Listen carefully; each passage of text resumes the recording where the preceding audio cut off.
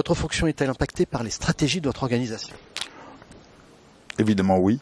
Évidemment oui, l'orientation. Alors je vais donner quelques grandes pistes. Aujourd'hui, il y a un grand projet qui s'appelle France Visa pour délivrer des visas plus vite, de manière plus fluide et de manière plus rapide, que les gens puissent accéder plus vite à la France, notamment pour le tourisme et pour d'autres choses. Donc ça, évidemment, ça suppose de restructurer tout un tas de chaînes informatiques, d'avoir un grand projet sur le sujet, et évidemment en termes de cybersécurité, tous les impacts qui vont avec. C'est la COP21 par exemple, fournir des moyens à des gens qui vont aller négocier, qui vont aller en conférence, en sommet, et c'est donc des choses sur lesquelles la sécurité évidemment est prégnante, puisqu'on est dans un environnement qui est multinational et dans une enceinte qui n'est plus la France, ou plus tout à fait la France, puisque elle est contrôlée par l'ONU. C'est évidemment toute l'orientation vers le développement international, et d'essayer de se rapprocher ou de fournir des moyens et d'échanger avec différentes entités qui ne sont pas forcément d'ailleurs des entités d'État. Ça peut être des opérateurs. Je peux en citer quelques-uns comme Business France, Expertise France ou autres, qui aident les entreprises à s'implanter à l'étranger, qui leur fournissent un appui local, et donc tout ça, ça fait partie des opérateurs. Il y en a bien d'autres, bien entendu. Tout ça, ça fait partie des opérateurs avec lesquels nous devons interagir, discuter, et donc tout le système d'échange entre ces différents opérateurs, évidemment, est extrêmement structurant pour la sécurité. Êtes-vous impacté par les métiers? Évidemment, beaucoup de métiers aux affaires étrangères. Beaucoup de métiers aux affaires étrangères, des métiers consulaires pour la sécurité des Français de l'étranger, des métiers, on va dire, scientifiques, des métiers pour la francophonie, des métiers pour le culturel, tout un tas de métiers, outre le métier diplomatique qui est effectivement bien connu. Donc chaque métier a ses spécificités, chaque métier a ses risques, chaque métier a ses contraintes. On ne gère pas des gens qui font de la culture à l'étranger, qui véhiculent les valeurs de la France, comme on gère des gens qui font de la négociation dans une enceinte multilatérale. C'est pas du tout la même chose. Par contre, on essaye de fournir des moyens qui, eux, sont homogènes et qui, pour chacun, lui permettent, jusqu'au plus haut niveau de sensibilité ou de confidentialité, de faire ce qu'il faut. Tout à fait. Si on évoque les hackers maintenant. Oula. Est-ce que je sais, oui, évidemment oui. Alors c'est pas un impact direct sur la chose, mais par contre c'est quelque chose dont il faut tenir compte sans arrêt, en anticipation, en surveillance, en réaction, enfin à tous les niveaux. Et autant ça n'est pas quelque chose qui est structurant, autant c'est quelque chose qui est impactant. C'est-à-dire que l'objectif qu'on a, c'est un objectif de défense. Évidemment, c'est pas un objectif de connaissance. À mon niveau, je ne m'intéresse pas aux motifs, encore que je les étudie pour essayer de comprendre qu'est-ce qui va arriver.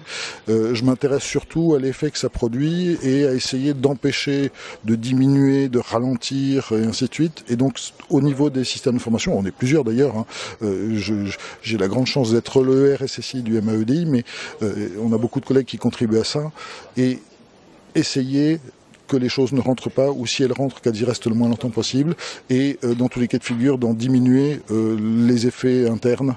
Donc voilà, c'est un travail qui est très difficile, donc je dirais que oui, ça a un impact, c'est structurant pour la fonction de RSSI. Vos budgets?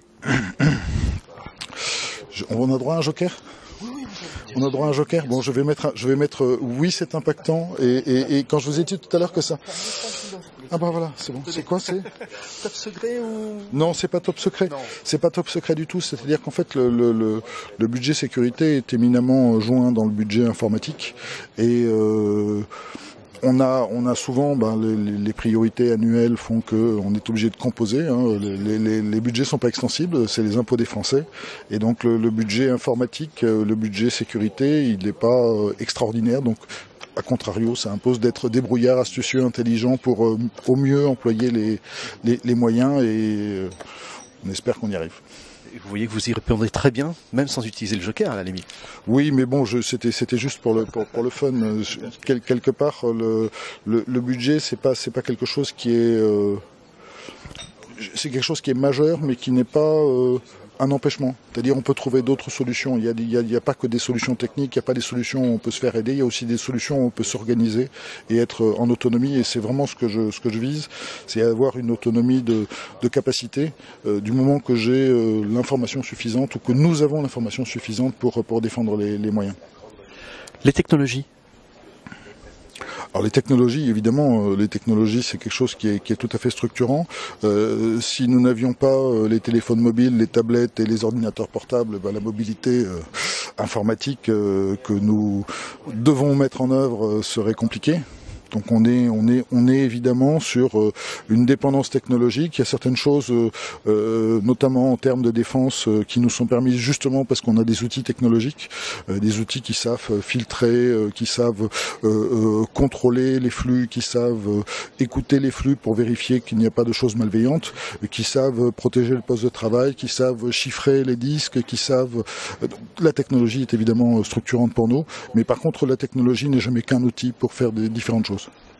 Et le cloud? Alors le cloud, c'est une question qui est difficile pour moi, parce que le cloud, on peut le voir à plusieurs niveaux. Il y a le cloud privé, et nous avons un cloud privé avec des moyens qui sont plutôt très bons, avec des gens qui gèrent tout un tas de systèmes dans ce cloud. Ce cloud privé, en fait, est défendu par nos moyens, où nous avons quelques exemples où nous utilisons du cloud public, notamment pour héberger les sites web des ambassades qui, eux, ont vocation à être des choses éminemment publiques. Donc on n'a pas de raison de protéger particulièrement, si ce n'est en termes d'attaque, de déni de service et autres. Et la raison qui fait qu'on peut faire des choses à l'extérieur ou à l'intérieur, c'est évidemment la capacité que nous avons à protéger ou la nécessité de confidentialité des informations qui s'y situent. Et plus l'information est confidentielle, plus l'outil est interne à nos systèmes, voire dans des réseaux complètement isolés. Le Shadow IT? Alors je vais dire oui, évidemment qu'on en a aussi.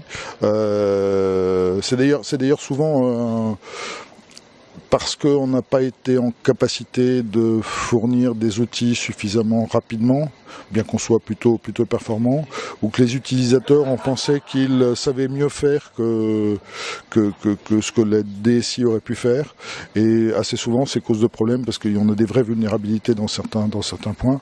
Heureusement, ça n'est pas hébergé au sein de nos infrastructures, donc c'est une vulnérabilité qui reste relativement peu utilisable, on va dire, mais qui pourrait, dans certains cas, être quelque chose d'impactant, au moins s'il y avait une vraie attaque et que ça apparaissait dans la presse. Voilà.